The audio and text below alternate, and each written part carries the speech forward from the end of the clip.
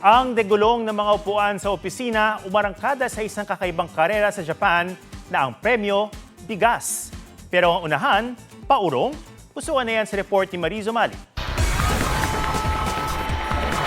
Sa karera, silang mga di aatras. Kahit pa karera itong paatras.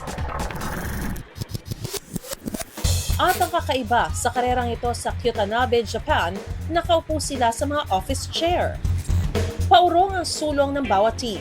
Tig-tatlo ang miyembro ng koponan na dapat walang iwanan at dapat pareho ang bilis ng usad. At ang may pinakamaraming naikot sa takdang oras, mananalo ng premyong 70 kilong bigas. Ngayong taon, mahigit 100 ang lumahok. Patibayan ng upuan, umpugan din sa patibayan. Endurance competition ito na nagsimula pa taong 2010, hango sa isang sikat na karera sa France, hanggang sa naging inaabangang karera na ito at pinaghahandaan bilang ang gagamiting office chair pati race attire. Bigatin ang mga koponan mula sa seasoned racer pati mga first-timer. Ang grupong ito ang itinanghal na winner, kaya sila ang mga ultimate rice bearer. Mariz Umali, GMA News.